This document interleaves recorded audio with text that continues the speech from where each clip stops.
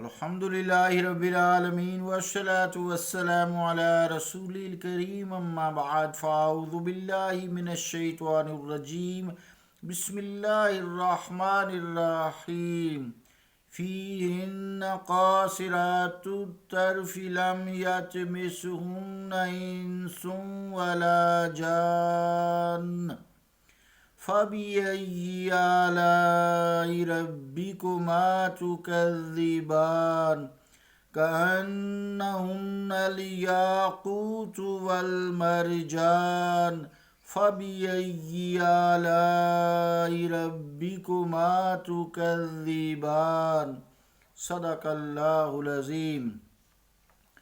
واجب الاحترام سامعین، السلام علیکم ورحمۃ اللہ وبرکاتہ۔ سورہ رحمان کی 56 سے لے کے 59 نمبر آیات تک تلاوت کرنے کی سعادت حاصل ہوئی۔ ان آیات کا ترجمہ سماعت فرمائیں۔ ان میں نیچی نگاہوں والی حوریں ہوں گی جن کو نہ کسی انسان نے چھوا ہوگا ان سے پہلے اور نہ کسی جن نے، پس تم اپنے رب کی کن کن نعمتوں کو جھٹلاؤ گے۔ یہ تو گویا یاقوت اور مرجان ہیں، پس اے جن و انس تم اپنے رب کی کن کن نعمتوں کو جھٹلاؤ گے۔ اللہ کا قول سچا ہے جو بڑی ہی عظمت والا ہے۔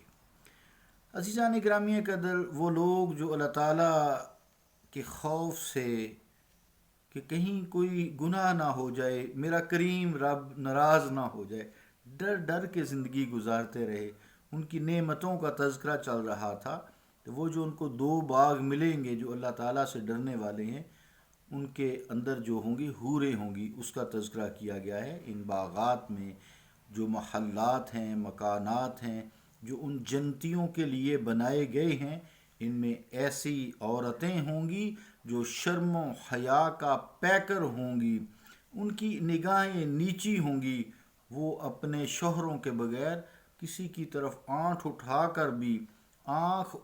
کر بھی دیکھنا پسند نہیں کریں گی، ان کی آنکھیں نیچی نیچی رہیں گی۔ یہی شرم ہے، یہی حیا ہے۔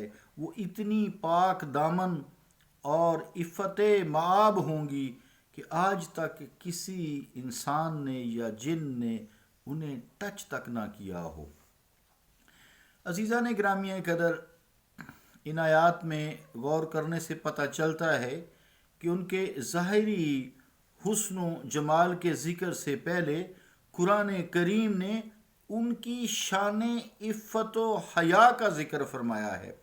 حقیقت یہی ہے کہ عورت کا حقیقی جمال اور اس کی سچی دل ربائی اس کی پاک دامنی اور اس کی آنکھوں کے شرمیلا پن میں ہی ہے۔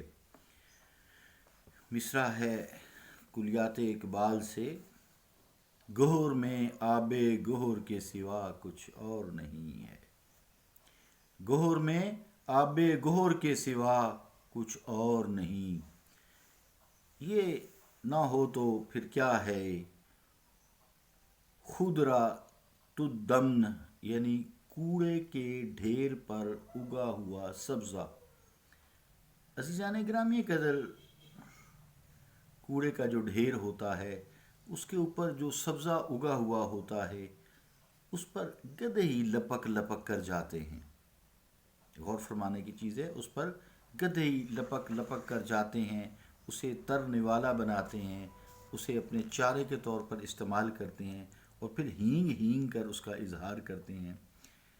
ایک شریف النفس اور باذوق آدمی کو تو اس کوڑے کے ڈھیر سے بدبو آئے گی، اس کی سڑاند سے اس کا دماغ پھٹنے لگے گا۔ دنیا میں بھی امت مصطفیٰ صلی اللہ علیہ وآلہ وسلم کی بہو بیٹیوں کو عفت و حیا کے زیور سے آراستہ ہونا چاہیے۔ آیت میں قاصرات الطرف ہے، قاصرات الطرف ہے، یعنی یہ کون ہوں گی؟ وہ نیک بیبیاں جو دنیا میں اللہ تعالیٰ کے نیک بندوں کے نکاح میں تھیں، وہی جنت میں ان کے محلات کی زینت بنے گی۔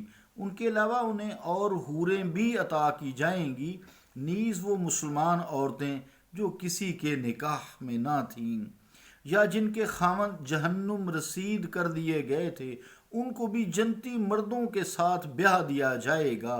یہی حال مومن جنوں اور با ایمان با حیا پاک دامن عفت مآب جننیوں کے ساتھ بھی ہوگا۔ جیسے مسلمان عورتوں انسانوں کی ساتھ ہوگا، یہی حال جنوں کی نسل جنوں میں سے ان کے ساتھ بھی ہوگا۔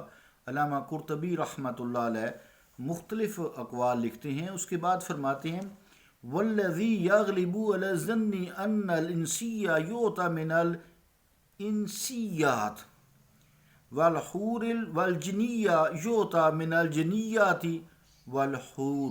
روح المعانی زیر آیت ھذا جز 27 پیج نمبر 119۔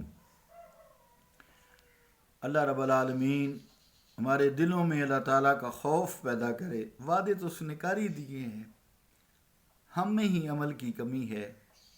سبحان اللہ و بحمدک اشہد ان لا الہ الا انت استغفرک واتوب الیک۔ صلی اللہ تعالی علی رسول خیر خلقہ محمد وعلی آلہ وصحبہ اجمعین برحمتک یا ارحم الراحمین۔